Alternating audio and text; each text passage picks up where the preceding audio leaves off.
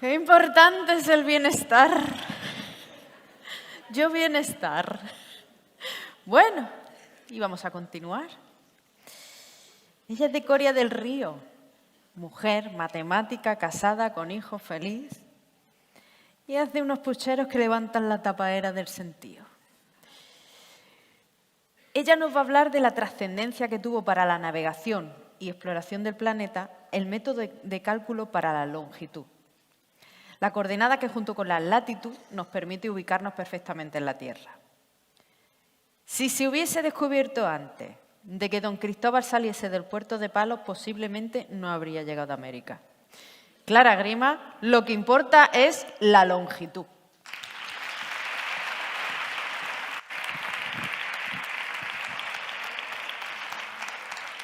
Hola, buenas tardes y muchas gracias a la Unidad de Cultura Científica de la Universidad de Córdoba por invitarme otro año más, a pesar de las cosas que digo de vosotros. Y hoy vamos a hablar vamos a intentar, voy a poner mi diapositiva esta, con la ilustración de Raquel García Uldemolins, preciosa. Vamos a intentar resolver o responder o dirimir una cuestión que, con todo el follón que tenemos siempre, con todos los problemas que tenemos en el día a día, vamos dejando ahí, ¿no? Y yo creo que va a llegar el 2030 y es uno de los objetivos que no vamos a cumplir, así que lo vamos a hacer esta tarde en Córdoba. Vamos a ver qué es más importante, la longitud o el grosor. Esto me ha ayudado un poco Laura Morán a preparar la charla y seguro que alguna vez pues, han escuchado algo como esto, una afirmación como esta, sobre todo si han estado en un vestuario masculino. O puede que no, que nunca han escuchado una discusión como esta sobre longitud y grosor, pero lo que seguro que han escuchado todos los que han votado alguna vez de esta sala, todos los que son adultos y pueden votar y por lo tanto también, como dice Manolo, si pueden votar, también pueden votar, seguro que sí han visto una discusión como esta en televisión la noche electoral, a la hora de los escrutinios. Cuando salen los partidos, todos han ganado. Y yo, qué maravilla, ¿no? Todos, hasta Ciudadanos, ha ganado. ¿Cómo pueden decir todos que han ganado? Pues porque cada uno mide la variable que a él le conviene. O sea, y nosotros hemos ganado porque hemos sacado más votos. Y otro dice, no, nosotros hemos ganado porque nuestro porcentaje en un rincón de Soria ha sido más alto que el de ninguno. Nosotros porque hemos ganado más en este segmento de edad, le hemos sacado más porcentaje. Todos al final han ganado. ¿No les pasa que quién ha perdido las elecciones? ¿No va a salir el que ha perdido? Pues como esto es un poco obsceno y veo que hay niños en la sala y no quiero hablar de política, vamos a volver a la otra pregunta que es menos obscena. ¿Qué es más importante? ¿Que la tenga más larga o que la tenga más gorda? La varita mágica. Porque como todos están imaginando, yo quería hablar para los niños del universo de Harry Potter. ¿Qué es más importante? ¿La longitud o el diámetro de la varita? Bueno, pues depende de a quién le preguntes. Porque si le preguntas, por ejemplo, a este sujeto, nos vamos a Hogwarts y empezamos a medírselas, las varitas, y le preguntamos a este sujeto A, que puede ser Albus Dumbledore, le decimos, Albus, ¿qué es mejor? ¿Larga o gorda? La varita. Y entonces, como estáis viendo, aquí medimos en el eje vertical, estamos midiendo el diámetro, y en el eje horizontal estamos midiendo la longitud. Entonces, Albus dirá el diámetro, porque la tiene gorda y cortita, la varita. ¿Vale? Entonces, está claro que todos los personajes de... No sé si esto señala aquí. Sí. Que todos los miembros de Hogwarts que tengan las dimensiones de su varita en este rectángulo, la tienen peor que Albus, ¿no? Porque la tienen... Si tengo un punto por aquí, voy a señalarlo, si no me acordaba que había hecho un rectángulo. Si yo estoy en el rectángulo, pues si estoy por aquí, pues la tengo más flaca y más corta que Albus, la varita, ¿sí? Pero ¿qué pasa si le pregunto a este sujeto? Dirá, hombre, lo importante es la longitud, porque la tiene larga y canijilla, la varita. Y evidentemente todos los que están en ese rectángulo la tienen menos gorda y menos larga que el B. Y los que están en el cuadrado de la intersección, ¿sabéis lo que es la intersección? Donde se solapan los dos conjuntos, la tienen más gorda, más canija y más cortita que los dos, la varita, ¿sí? Pero, ¿y A y B? ¿Quién es mejor, A o B? No lo sabemos. No se puede decir. Ninguno de los dos es mejor que otro, porque los que son peores que A están en el rectángulo sombreado debajo de A. Y los que son peores que B son los que están en el rectángulo sombreado en B. Y los que están en la intersección son peores que los dos. Pero A y B, ¿quién es el mejor? No se puede saber. No se puede saber ¿por qué? Porque cuando medimos más de una magnitud, hay veces que hay valores, hay objetos, hay varitas, hay personas, hay partidos políticos que no se pueden comparar. No se pueden comparar porque hemos tenido en cuenta más de una magnitud. Si, por ejemplo, hablando de partidos políticos, la magnitud es número de votos, pues entonces solo hay uno que gana. Pero si contamos número de votos y porcentaje en la provincia de Palencia, en honor a Susana, porque Palencia con P existe, si lo hacemos así, a lo mejor hay dos que no se pueden comparar. ¿Vale? Esto se llama en matemáticas, se le llama los óptimos de Pareto, porque son óptimos en su rectángulo. O sea, A es el mejor en su rectángulo, B es el mejor en su rectángulo, pero A y B no se pueden comparar porque estamos utilizando más de una magnitud. ¿Me seguís? Bueno, y si podemos poner más magnitudes y entonces ya la cosa se complica, evidentemente. Y evidentemente tampoco tiene por qué haber solo dos óptimos de Pareto. Puede haber 2, 3, 4, todos los que queramos. Se llaman óptimos si no se pueden comparar entre ellos. Ninguno es mejor que el otro. ¿Nos queda esto más o menos claro, sí? Bueno, pues aparte de para medir lo gorda y lo larga que tenga la gente la varita, evidentemente esto tiene un montón de aplicaciones. Bueno, no sé si es evidente y si no lo miráis, que tampoco os vaya a matar. Tiene un montón de aplicaciones en economía, en ciencias sociales y en industria. Pero yo, en mi título de la charla, aseguraba o predicaba o anunciaba que lo importante era la longitud. Entonces, a lo mejor hemos sido engañados. Pues no, es que la charla no va de esto. Esto es que se me ocurrió cuando estaba haciendo la charla. Digo, le voy a explicar los óptimos de Pareto. Luego pensé, esto no tiene nada que ver con lo que quiero contar, pero es chulo, ¿verdad? Pues ya está, eso que os lleváis para casa. Cuando vayáis esta noche a tomar una cañita, ¿qué te pasa a ti? Y ya qué susto. Coño.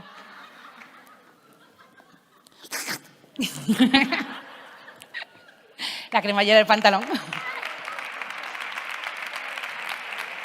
Menos mal que no traigo la braga amarilla, creo. No.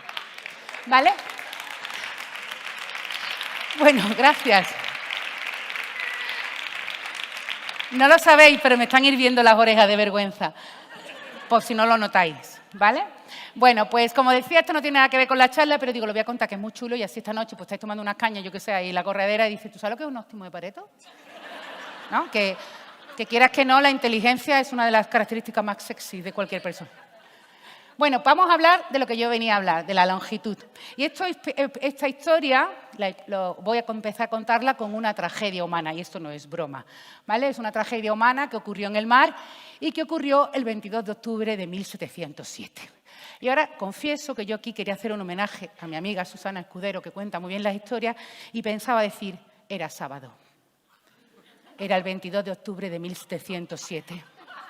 Aquella fatídica noche, 5 navíos británicos se hundieron. Y que me entra ganas de llorar, tía, que estoy muy llorona.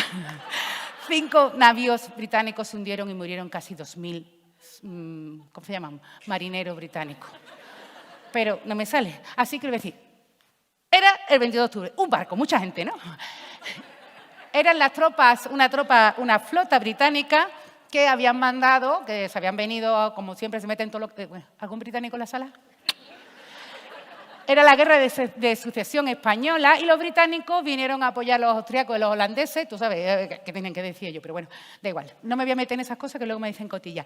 El caso es que los británicos mandaron a la flota y yo ayudé a los austríacos y los holandeses. Vinieron, se fueron a Francia a pelear allí en Toulon, le dieron fuerte y flojo, pero tampoco un tanto que el gobierno dijo, y yo, venirse para atrás, porque total, para lo que estáis haciendo, todo eso en inglés.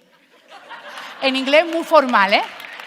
Muy formal. Dice, y yo, que os vengáis para acá. Y entonces, dice, y a Gibraltar, coged lo que tengáis que coger, como siempre, y de Gibraltar os venís todos para acá, para Inglaterra. Y dijo la gente, pues vale, nos vamos ahí. Y aquí vamos a ver, la historia tiene que ver, o sea, hay un nombre en esta historia, que es Sir Claude Sleeve Chauvel. A mí me piden, ¿puedes escribir la charla para que esta mujer no se vuelva loca traduciéndote. Y digo, yo no la mando, yo no la escribo, no me da tiempo, voy a mandar un audio, pero como no me salía así Claudia Schauble, es el primer año que la he escrito. Digo, porque si no, la pobre, no va a saber cuando digo así, Claudia Schauble. Bueno, pues este señor, que era el almirante de la tropa y un gran conocedor, como veis, del método Curly para la definición del rizo, este señor era el que llevaba la tropa y dice, vámonos para arriba. Y entonces, pues se reunió. Es verdad que en aquellos días, fue el 29 de septiembre de 1707, en aquellos días pues, el tiempo estaba malísimo, una cosa llovía y esas cosas que pasaban antes, y estaba el tiempo fatal, un montón de niebla, tiempo sucio, puso él en su libro de a bordo, porque no veían nada. Entonces reunió a los jefes de los demás barcos, eran 21 barcos, y dice, ¿por dónde vamos? Dice, pues vámonos a echarnos un poquito para el oeste para evitar unas islas francesas que, francamente, no me acuerdo cómo se llaman. Vamos a irnos un poquito para el oeste para evitar esas islas y no tropezar con ellas. Con la mala suerte de que no hicieron bien los cálculos y acabaron encontrándose sin saberlo, porque no sabían dónde estaban exactamente, con las Islas Orlingas, donde pues se convirtieron las Islas Orlingas en el sepulcro para casi 2.000 marineros británicos. De hecho, el primer barco, el barco insignia, el buque insignia, el Association, que era donde iba el Sir Claude de los Rizos, fue el primero que se hundió. Murieron todos los marineros que iban en él, menos 2. Uno, Sir Claude Schauble. De hecho, este hombre llegó a la arena, en una de las Islas Orlingas, y posiblemente, cuando estaba en la arena, se acordó de lo que había pasado hacía menos de 24 horas en su barco, en el Association. Porque un marinero se le acercó y le dijo, Sir Claude Schauble, moro de la morería, con esos rizos que tú tienes, te voy a decir una cosa, campeón, vamos mal. Y el comandante le dijo, ¿cómo? Pero en inglés, how? Y dice, ¿cómo? Dice, vamos mal, porque yo he hecho mis cálculos y creo que tenemos que girar un poquito hacia el este. ¿Y sabéis qué? Que en aquella época eso se penaba con la muerte. Decirle al almirante del barco, darle algún consejo, esto no es broma, darle algún consejo al almirante del barco sobre cómo tenían que hacer las cosas, se costaba la vida. De hecho, a este marinero lo colgaron del mástil por haberse atrevido a decir que habían hecho mal las cuentas. Lástima que se lo colgaran en el mástil, porque lo guay hubiera sido que hubiera llegado a la isla Sorlinga, le hubiera dicho así al comandante, ¿todo bien? Y se murió en los dos. De hecho, el hombre murió, el de los rizos, Klaus Basley, ¿cómo se llame? Murió en la arena y pasó una señora y dice, mira qué anillo más bonito. Bueno, estaba medio muerto, lo terminó de ahorcar la mujer porque dice, no me lo llevo. Y bueno, y eso parece que tiene su viso de ser verdad porque la mujer se lo confesó al cura. El caso es que la historia de esta catástrofe marina, esta catástrofe humana, pues fue desembocó. Ya llevaban mucho tiempo intentando calcular la longitud, intentando evitar estas tragedias humanas que ocurrían en el mar, pero esta tragedia, que fue muy bestia, ya pues desembocó en que el gobierno británico pues publicó un decreto, el decreto de la longitud, donde ofrecía un premio extraordinario a aquel que resolviera el problema de la longitud. Un premio que en el mundo actual, o sea, en nuestra época actual, voy a respirar que me rellena la logopeda, en nuestra época actual equivaldría a millones de euros. ¿Vale? ¿Cuál era el problema de la longitud? Bueno, voy a recordaros lo que soy la latitud y la longitud para los niños pequeños, porque los mayores os acordáis todos, ¿no? Bueno, lo que se llaman las coordenadas esféricas, las coordenadas que usamos en matemática cuando decimos las coordenadas de un punto, normalmente las coordenadas de un punto, son el nombre y el apellido, ¿no? Cuando sabes, pues cuando hacíamos los ejes cartesianos en el colegio, decíamos la coordenada X y la coordenada Y, ¿no? Das el nombre y el apellido y eso identifica perfectamente a qué punto te estás refiriendo. Cuando las coordenadas no se dan en ejes cartesianos, sino que es en la esfera, pues se usan lo que se llaman las coordenadas esféricas. Tampoco nos matamos con el nombre, ¿vale? Y las coordenadas esféricas que se usan, como sabéis, son la latitud y la longitud. La latitud, para calcular la latitud de un punto, lo que hacemos es, tomamos como referencia el ecuador y medimos el ángulo, cuánto mide el ángulo que forma el punto al que quiero calcular las coordenadas con el ángulo del ecuador. ¿vale? Entonces, esa medida en que es grados, minutos y segundos, la distancia al ecuador, esa es la latitud, que puede ser la latitud norte si está por encima, la latitud sur si está por abajo. Y la longitud es igual, pero ahora tomamos como referencia el meridiano de Greenwich, ¿vale? El que pasa por Londres. Hacemos lo mismo, solo que ahora midiramos cuánto mide el ángulo que va desde el meridiano donde tú estás al meridiano de Greenwich, en grados, horas, minutos, y esa es la distancia de la longitud. La latitud era una cosa que siempre los marineros, cualquier marinero podía medir, porque la latitud se podía medir y se puede medir teniendo en cuenta algunas referencias, pues casi siempre celestes, ¿no? Dónde estaba el sol, dónde estaba alguna estrella, qué hora amanecía. Cualquier marinero, por muy inexperto que fuera, sabía calcular la latitud. Pero la longitud no, porque la longitud es mucho más complicada, porque la longitud tiene que ver con el tiempo. Si pensamos que la esfera, o sea, la Tierra da una vuelta sobre sí misma en 24 horas, esta esfera tan bonita que ha hecho Robert, pues tiene que girar 360 grados en 24 horas, eso nos da un total de 15 grados por hora. Lo hacéis con el móvil. 360 grados dividido en 24 horas te dan 15 grados. Entonces, para medir la longitud, lo que se hacía es, miraba, pues te sabías la hora de algún suceso que ocurría en el puerto de salida, por ejemplo, el puerto de Córdoba, ¿no? Un barco que salía del puerto de Córdoba dice, aquí amanece a las 6, y luego miras a qué hora ha amanecido en el punto que estás. Mira la diferencia de horas entre Córdoba, que es de donde tú has salido, y llevas un reloj en el barco con la hora de Córdoba y la hora en la que está saliendo el sol en otro punto, y esa diferencia de horas multiplicada por 15 te dice la longitud. ¿Sí? ¿Se ve? ¿Cuál es el problema? Que los relojes en los barcos se adelantaban, se paraban, se estropeaban, porque tenían que aguantar las inclemencias del tiempo, eran de péndulo, las pequeñísimas variaciones de gravedad, el cambio de clima, si van de un clima tropical, o sea que los relojes eran un mojón, y no medían bien la longitud. De hecho, casi todos los marineros, antes de que se calculara la longitud, lo que hacían era viajar no siguiendo los meridianos, que son los que son como Greenwich, sino siguiendo los paralelos, porque siempre podían estar midiendo la latitud, ¿sí? Y gracias a eso descubrimos América. ¿Por qué? Porque el Colón, ¿dónde fue primero a pedir dinero? A Portugal, como debe ser.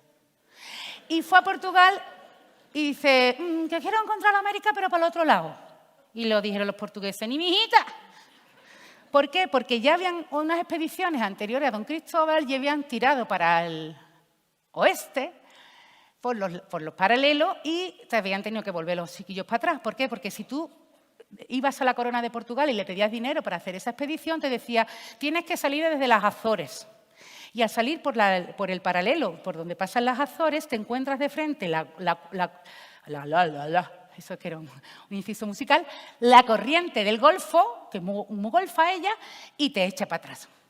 Y entonces a Colón allí no le hicieron caso porque ya habían fracasado 2 expediciones anteriores y dice, mira, de que no.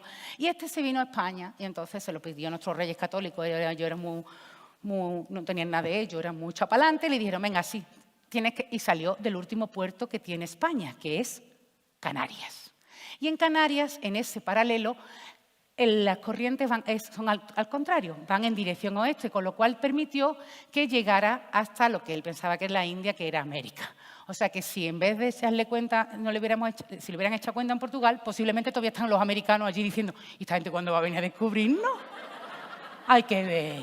Bueno, el caso es que, como digo, como había muchas vidas en juego y un suculento, bueno, el premio fue posterior, como había muchas vidas en juego y el problema de longitud era un problema muy, muy importante para la navegación que acababa con muchas tragedias, el problema de la longitud ha sido durante muchos siglos un problema que ha traído de cabeza a muchos científicos muy imponentes de la época. Calcular en qué posición estábamos sobre el globo terráqueo. Y voy a decir algunos de los nombres que intentaron y no consiguieron resolver el problema de la longitud. Este señor Galileo Galilei, Jean-Dominique Cassini, Huygens, Isaac Newton, desde la manzana, la luz, y incluso Edmond Halley, el del cometa. Ninguno de ellos consiguió resolver el problema de la longitud. Y ahora sería absolutamente maravilloso que yo dijera, pero vino una señora y lo resolvió. Claramente no lo voy a decir, porque no fue una señora, no fue una señora, fue otro señor. Este señor fue John Harrison, que no era astrónomo, que no era matemático, que no tenía ninguna carrera, no era marinero, era relojero. Porque el problema de la longitud era un problema de medir el tiempo.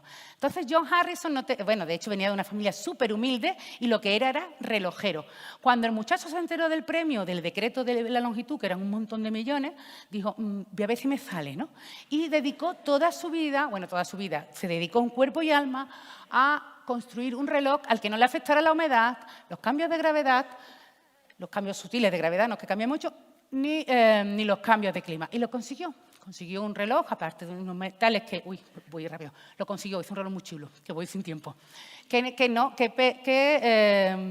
no sufrían las inclemencias habituales en un barco y que era capaz de medir exactamente la hora en el puerto de salida. Y con eso medir bien la longitud y saber bien por dónde iban y no encontrarte de pronto unas islas de frente que te costaran la vida. ¿Qué pasó? Pues que a los académicos y a los científicos no le hacía mucha gracia que el premio se lo llevara un relojero, toda vez que hasta el propio Newton había intentado resolver el problema de la longitud. Y estuvieron dándole vuelta para arriba, para abajo, intentando, no, es que en un barco ha fallado. Yo, tío, vamos a ver, ¿no? Todo eso en inglés muy formal. Y había un capellán, tú sabes que esta gente se mete en todo, que incluso cambió las normas del premio.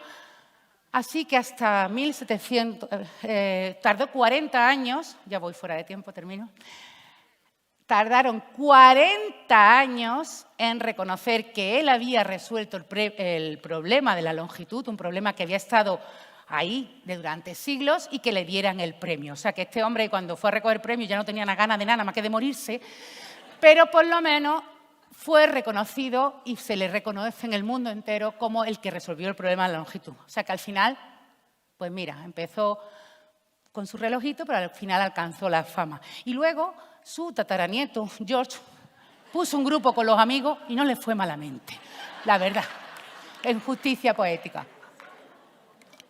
Y ahora vamos a volver a la pregunta, ¿qué es más importante? Hay una doña, tiene que haber una doña. Todo esto que he contado, mejor contado en español, lo podéis leer en este librito maravilloso de Dava Sobel que se llama Longitud y es fascinante.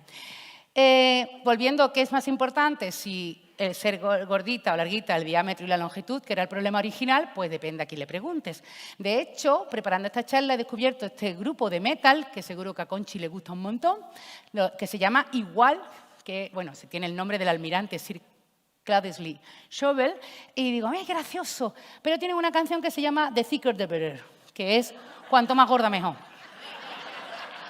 ¿Vale? Así que lo dejamos ahí en un impasse. Y en cuanto a los óptimos de Pareto, pues vuelvo para que no se os olvide, como os he dicho, si se comparan varias magnitudes, es imposible muchas veces decir quién es mejor y peor, por ejemplo, en política. Tú no puedes comparar a los partidos, porque dice, mira, este ha hecho la ley de memoria histórica, le ha subido el SMI, las pensiones a los viejos, a los ancianos, perdón, las pensiones, la ley trans, el tope al gas. ¿Y los otros? Pues como dice Shakira, ya está.